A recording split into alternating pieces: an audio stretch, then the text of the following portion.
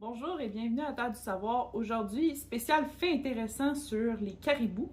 Donc, le premier fait intéressant, c'est est-ce que ça se peut un renne au nez rouge? Oui, puis en fait, il y a deux raisons à ça. La première, c'est que notre caribou va avoir au niveau de ses naseaux, va avoir des vaisseaux sanguins qui vont être juste en surface de la peau. Fait qu'avec une caméra infrarouge, on est capable de voir justement la couleur rouge du nez. Et des fois, il y en a, on va le voir un petit peu plus parce que c'est tout là qui va avoir la partie qui va permettre de se réchauffer. Fait que la nuit, quand il fait bien froid, ils vont être capables justement de garder tout leur corps réchauffé en même temps grâce à ces vaisseaux sanguins-là qui vont amener beaucoup de chaleur. L'autre chose aussi, c'est que il peut avoir une mouche qui va pondre au niveau des naseaux.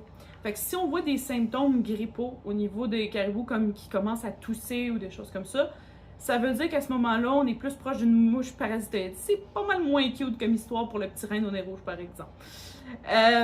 L'autre fait intéressant qu'on a, c'est que le caribou, c'est un animal qui va toujours avoir ses petits au même endroit. C'est malheureusement aussi pour ça qu'il est autant en danger au niveau de destruction de l'habitat. Parce que chaque année, il doit revenir au même endroit pour avoir ses bébés.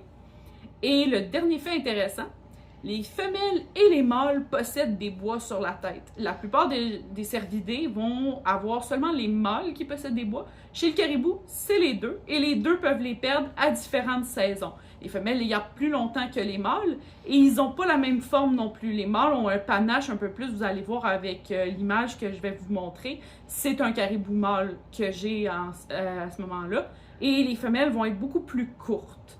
Fait que c'est tout pour cette semaine. Merci d'avoir écouté Terre du Savoir et à la semaine prochaine.